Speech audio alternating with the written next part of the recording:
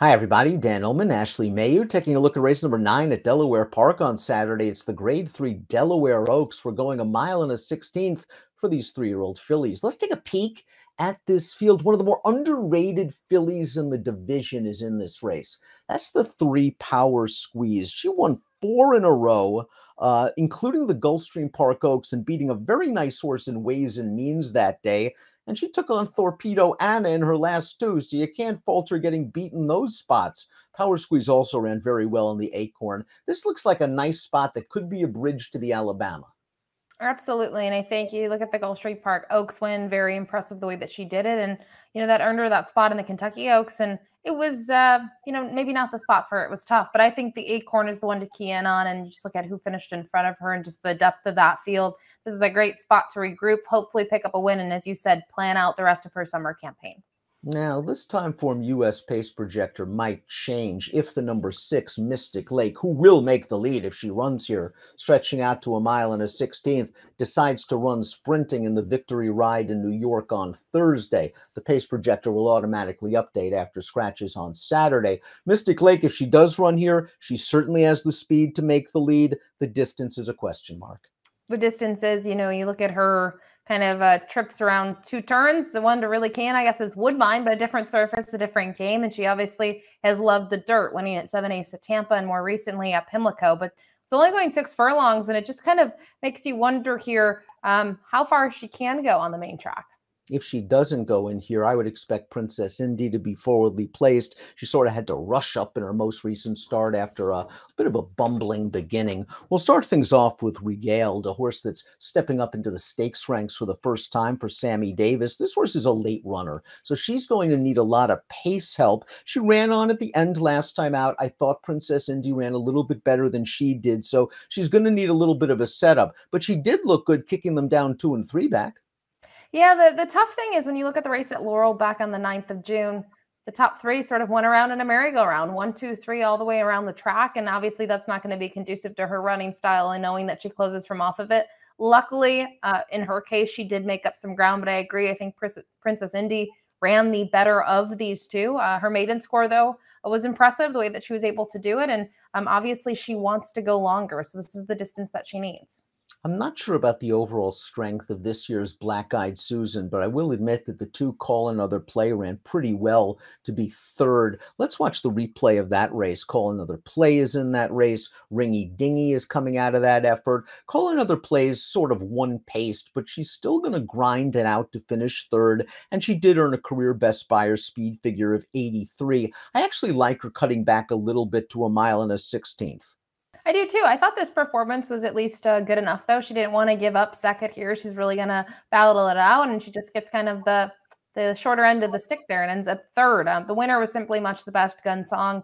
I like the races 2 and 3 back. I like the progression that she's been able to make. We know that kind of looking at her, she's a horse that she was in a maiden special weight at Colonial sprinting. And then her last 3 wins with each of them, she's had to kind of get tested for class, and she's been able to take a step forward in terms of performances and the way that she's done them, but also in terms of her figures. So I think she's a horse that she's respectable in a field like this. And you wonder in terms of trip, if the 6 is in here and goes and the pace is moderate, can she make her one run in the stretch and at least get a piece?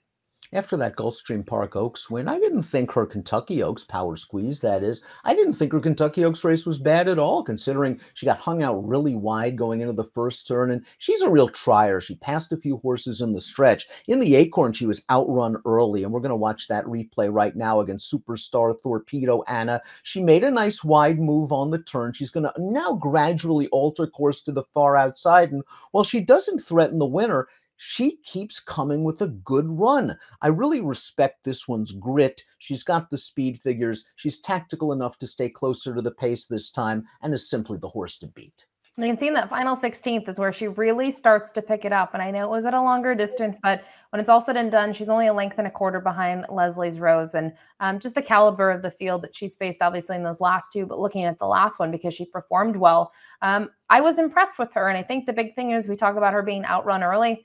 They went very quick, and compared to her other races and just based on the distance and sort of the circumstances, that's why she was outrun. And I just hope in a field like this that doesn't happen again, where she can at least get into a better stride early. Because when we've seen that down at Gulfstream Park or at Tampa, when she's been a little bit closer, she's been more effective.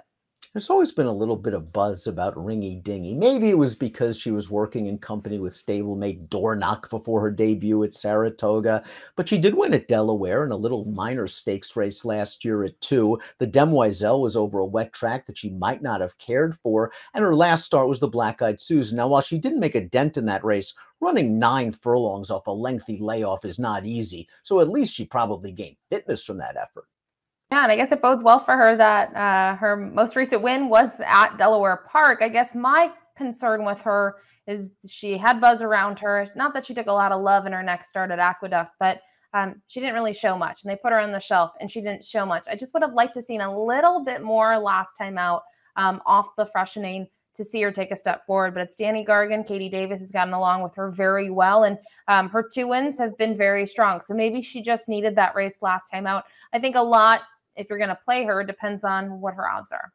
Princess Indy was a stakes winner around 2 turns last year at Monmouth Park, and her most recent start was her first start off of a pretty lengthy layoff. She didn't break well. She rushed up to push the odds-on gate-to-wire favorite, and she stayed on pretty well for second. Now, she has to prove herself against this caliber of competition, but if Mystic Lake scratches, there's a chance that maybe she can get to the lead at a nice price and slow things down. Yeah, and when she's at least been close to the pace, then she's been effective. We saw that in the 2 wins at Monmouth Park, one of them sprinting, one at the mile distance, and more recently, she was just sort of second best at Laurel Park. But thought it was nice to see her figures take a huge boost forward. Sometimes we don't see that right away, but we're talking about a horse its best buyer was a 58 at Saratoga when this one finished 5th in the Adirondack, and then came back and finished, second with a 78. I think that's a positive sign, and one that can obviously benefit with a race under her belt. As we mentioned earlier, if Mystic Lake runs here, she's going to make the lead.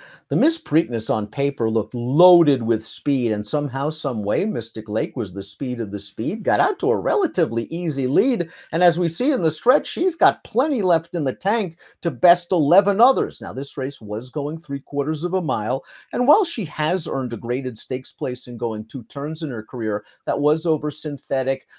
If she gets to the front and relaxes, maybe she lasts for a piece in here or maybe more, but the distance does worry me. The distance is the main thing that would worry me. If we were even going like a mile or 7/8, I think that'd be a different ball game. I think she can do that all day long, but I do think this was kind of a defining performance for her in her career.